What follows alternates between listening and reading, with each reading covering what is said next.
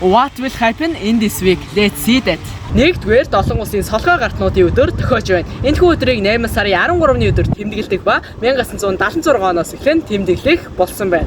Харин та комментиг солгоо гартаа найзаа меншн нэгээрэй. Хоёрдугаар гэр бүлийн дунд хүүхдүүдийн өдөр болох үлээ. Энэхүү өдрийг 8 сарын 12-ны өдөр тэмдэглэдэг бөгөөд 1980-ад оноос эхлэн тэмдэглэсээр иржээ.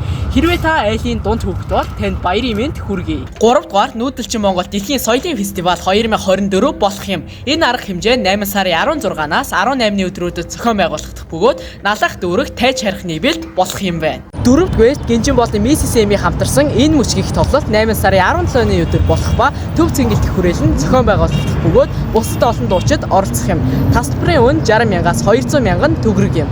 5-дугаар дэлхийн театрын ертөнцид Монголын соёлыг хамгаалж яваа Тамгагуу төр жүжиг Лондонд тоглогдсон хувилбараараа 8 сарын 18-наас улсын драмын Эрдмийн театрын тайзнаа өдөр бүр тоглогдох бөгөөд тасалбарын үн 50,000-аас 180,000 төгрөг юм. Ингээ та бүхэндээ энэ 7 хоногт болох зүйлсийг танилцуулаа. See you in my next video.